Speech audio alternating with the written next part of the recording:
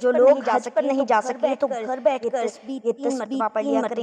نبی کریم صلی اللہ علیہ وسلم نے فرمایا بار بار حج کرنے سے زیادہ ثواب ملے گا اور زندگی بھر کے تمام گناہ معاف ہو جائیں گے۔ جس شخص نے بھی یہ تسبیح پڑھ لی اللہ تبارک و تعالیٰ اس کے سارے گناہ معاف فرما دیتا ہے اور جنت بھی انتظار کرتی ہے۔ نبی کریم صلی اللہ علیہ وسلم کے پاس بڑا شخص آیا اور عرض کیا کہ یا رسول اللہ صلی اللہ علیہ وسلم میری عمر ڈھل چکی ہے، گناہوں کا بوجھ ہے، اللہ سے معافی مانگتا ہوں مگر دل خوفزدہ ہے۔ آپ صلی اللہ علیہ وسلم نے فرمایا یہ تسبیح 3 مرتبہ پڑھو، اللہ تمہارے سارے گناہوں کو معاف کر دے گا، تمہارے دل پر سکینت نازل فرمائے گا۔ وہ بڑا خوشی سے نعرہ تکبیر بلند کرتا ہوا مسجد سے باہر نکلا۔ آپ صلی اللہ علیہ وسلم نے فرمایا اگر یہ تسبیح پڑھتا رہے جنت میں داخل ہوگا۔ وہ بابرکت تسبیح یہ ہے۔ بسم اللہ الرحمن الرحیم۔ السلام علیکم محترم ناظرین، حضور نبی کریم صلی اللہ علیہ وسلم جبرائیل علیہ السلام کے ساتھ ایسے روحانی سفر پر روانہ ہوئے جو کہ نہ زمین کا تھا اور نہ آسمان کا، وہ ایک عالم نور جہاں نہ وقت کا گزر تھا نہ فاصلوں کی حدیں۔ نبی کریم صلی اللہ علیہ وسلم کے چہرہ انور سے نورانی جہاں میں ایسی روشنی پھیل رہی تھی کہ جب نگاہ جاتی وہ منظر سجدے میں گر جاتا۔ جبرائیل علیہ السلام ہاتھ باندھے آگے چل رہے تھے اور نبی کریم صلی اللہ علیہ وسلم کے قدموں کے نشان ہر ذرے کو ایسا شرف عطا کر رہے تھے کہ گویا جنت واجب ہو چکی ہے۔ چلتے نبی کریم صلی اللہ علیہ وسلم نے منظر دیکھا، سامنے اونٹوں کی ایک قطار کھڑی تھی اور ہر اونٹ کے اوپر ایک صندوق رکھا ہوا تھا اور ہر صندوق لگا ہوا تھا۔ جبرائیل علیہ السلام نے عرض کیا یا رسول اللہ صلی اللہ علیہ وسلم یہ وہ راز ہیں جو کہ قیامت تک بند رہیں گے لیکن آپ کے حکم سے کچھ کھولا جا سکتا ہے۔ نبی کریم صلی اللہ علیہ وسلم نے فرمایا کہ اے جبرائیل ان صندوقوں کو کھولو تاکہ ہمیں ان کے اسرار دکھائے جائیں۔ جبرائیل علیہ السلام نے آسمان کی طرف دیکھا اور پھر عاجزی سے بسم اللہ الرحمن الرحیم پڑھ کر پہلے صندوق کو کھولا۔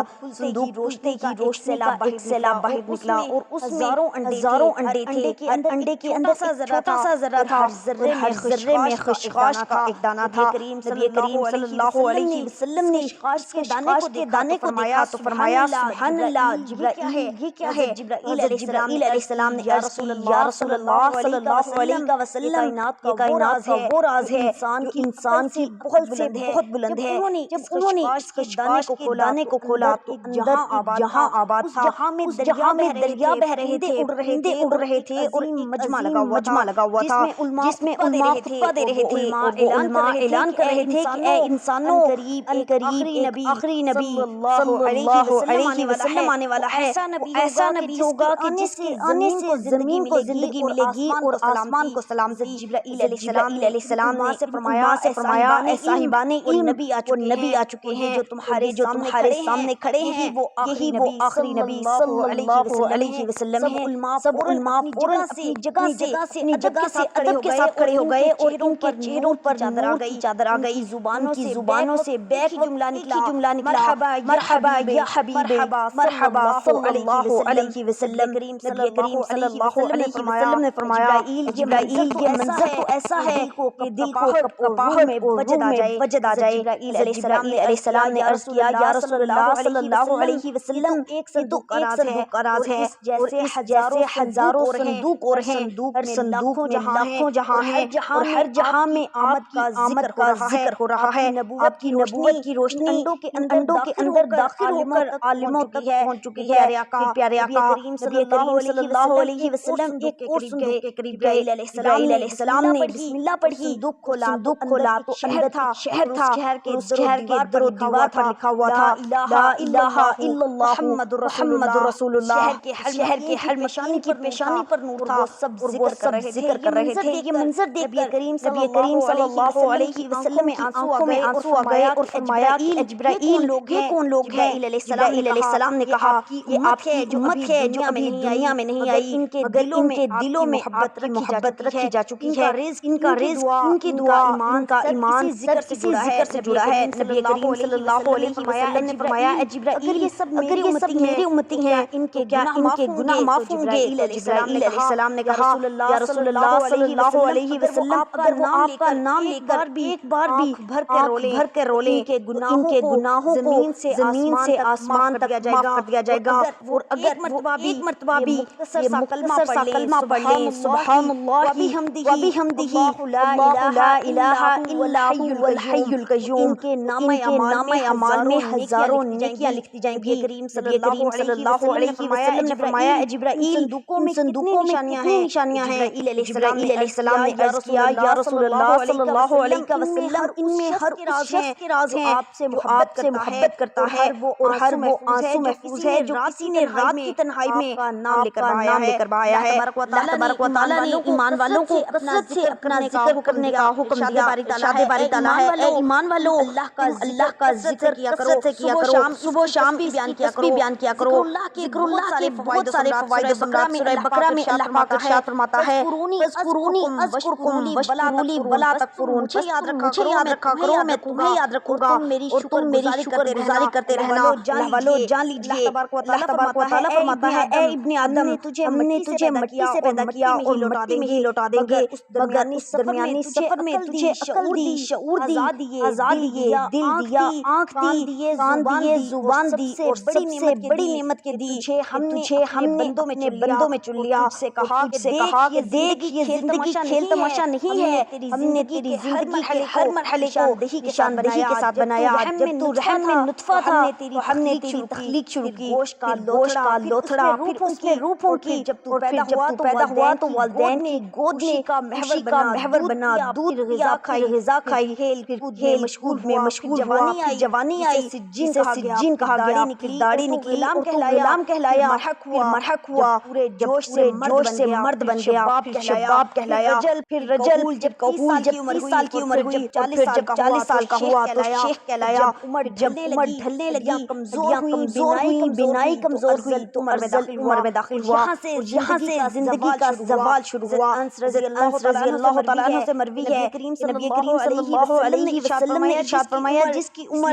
اسلام میں 40 سال کو پہنچ جائے اللہ تعالیٰ اس بڑی بیماریوں سے محفوظ فرماتا ہے، جنون، جزام، اور 50 سال کو پہنچتا ہے اللہ اس پر آسان کر دیتا ہے۔ جب 60 سال کا ہوتا ہے اللہ تعالیٰ اس کو اپنی طرف رجوع کرنے کی توفیق دیتا ہے، اور جب 70 سال کا ہو جاتا ہے تو آسمان والے محبت کرنے لگتے ہیں، اور جب وہ 90 سال کا ہو جاتا ہے اللہ تعالیٰ اس کے تمام پچھلے گناہ معاف کر دیتا ہے، اور اس کا لقب امین اللہ رکھ دیا جاتا ہے۔ زمین پر اللہ کا قیدی، کیونکہ وہ محروم ہو جاتا ہے، خواہشات مر چکی ہوتی ہیں تو وہ ایک قیدی کی طرح زندگی گزارتا ہے۔ حضرت ابوبکر صدیق رضی اللہ تعالیٰ عنہ سے روایت ہے نبی کریم صلی اللہ علیہ وسلم کے پاس شخص حاضر ہوا اور پوچھا کہ یا رسول اللہ صلی اللہ علیہ وسلم سب سے بہترین شخص کون ہے؟ آپ صلی اللہ علیہ وسلم نے ارشاد فرمایا جو شخص بڑھاپے کو پہنچے اس کی نیکیاں بہت زیادہ ہوں، اور سب سے برا وہ ہے جو بڑھاپے کو پہنچے اور گناہ زیادہ ہوں۔ حضرت ابن مسعود رضی اللہ تعالیٰ عنہ بیان کرتے ہیں نبی کریم صلی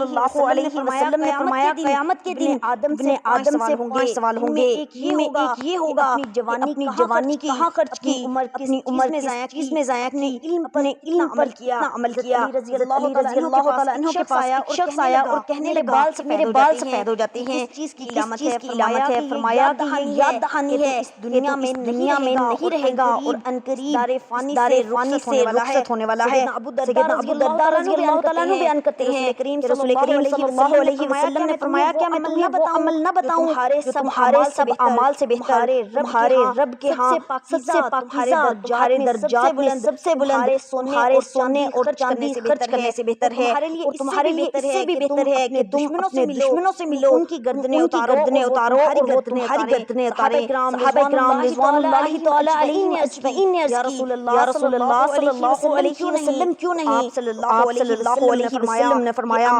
یہ عمل اللہ تبارک و تعالیٰ کا ذکر ہے، اللہ تعالیٰ کی تمام عبادات کا خلاصہ ہے۔ ابو ہریرہ رضی اللہ تعالیٰ عنہ فرماتے ہیں آسمان والے اہل زمین کے ان گھروں کو جن میں اللہ تعالیٰ کے نام کا ذکر ہوتا ہے ستاروں کی طرح چمکدار دیکھتے ہیں۔ نبی کریم صلی اللہ علیہ وسلم نے فرمایا سب سے پہلے جنت میں وہ لوگ بلائے جائیں گے جو مصیبت و آرام کے وقت اللہ کی حمد کرتے تھے۔ آپ صلی اللہ علیہ وسلم نے فرمایا اللہ کا ذکر ایسی کثرت سے کرو کہ لوگ تمہیں مجنون کہنے لگے۔ ایک اور جگہ ارشاد فرمایا کہ اللہ کے ذکر سے بڑھ کر کسی آدمی کا کوئی عمل عذاب سے زیادہ نجات دینے والا نہیں۔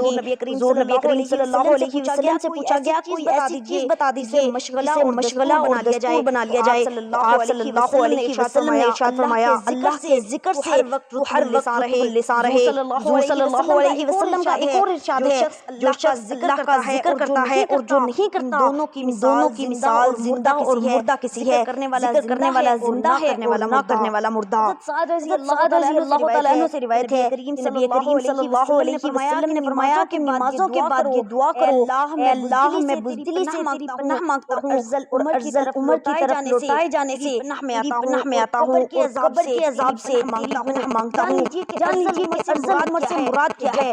جب انسان بچپن کی حالت کی طرف لوٹ جاتا ہے نہ وہ خود کی صفائی کر سکتا ہے، سونگھنے دیکھنے اور سننے کی طاقت رکھتا ہے، وہ گھر والوں کے لیے بوجھ بن جاتا ہے، کمزور ہو جاتی ہے اور لوگ تمنا کرنے لگتے ہیں۔ علامہ عینی رحمۃ اللہ علیہ فرماتے ہیں کہ ارذل عمر وہ عمر ہے جس میں انسان کل کھو دیتا ہے، سمجھنے کی طاقت نہیں رہتی، یادداشت ختم ہو جاتی ہے، ایسے شخص کی حالت معذور بچے جیسی ہو جاتی ہے، وہ عبادت نہیں کر سکتا کہ وہ کسی انسان کو پہچان بھی نہیں پاتا۔ حضرت عطا نے ابن عباس رضی اللہ عنہ سے روایت ہے کہ جو شخص قرآن کریم کی تلاوت کرتا رہتا ہے اللہ تعالیٰ اسے ارذل عمر کی طرف نہیں لوٹاتا۔ اور حضرت فرمایا جو قرآن سے جڑا رہے وہ کبھی بھی ذلت والی عمر کو نہیں پہنچتا، بلکہ جتنی عمر بڑھتی ہے اتنی ہی عزت بڑھتی ہے۔ اللہ تبارک و تعالیٰ ایک اور جگہ ارشاد فرماتا ہے کہ ہم نے انسان کو مٹی سے پیدا کیا اور پھر ہم ہی انسان کو وفات دیتے ہیں اور بعض کو ناکارہ عمر کی طرف لوٹا دیتے ہیں تاکہ وہ جاننے کے بعد کچھ نہ جان سکے۔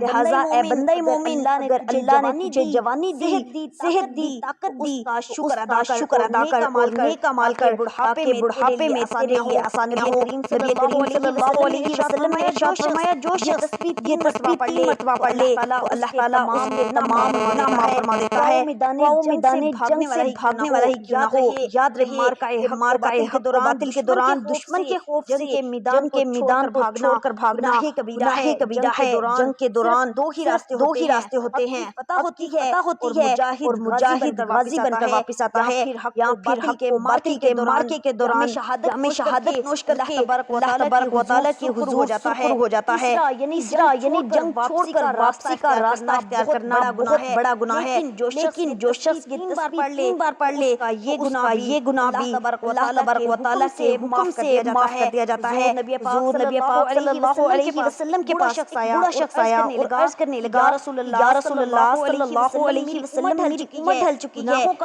کا بوجھ ہے، اللہ سے معافی مانگتا ہوں مگر دل خوف زدہ ہے۔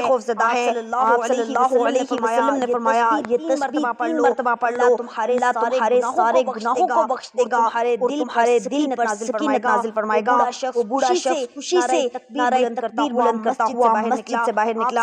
آپ صلی اللہ علیہ وسلم نے فرمایا اگر یہ تسبیح پڑھتا رہے تو یہ جنت میں داخل ضرور ہوگا، یہ تسبیح تمام گناہوں کو ایسے مٹا دیتی ہے، ایسے گرا دیتی ہے جیسے درخت سے پتے گرتے ہیں۔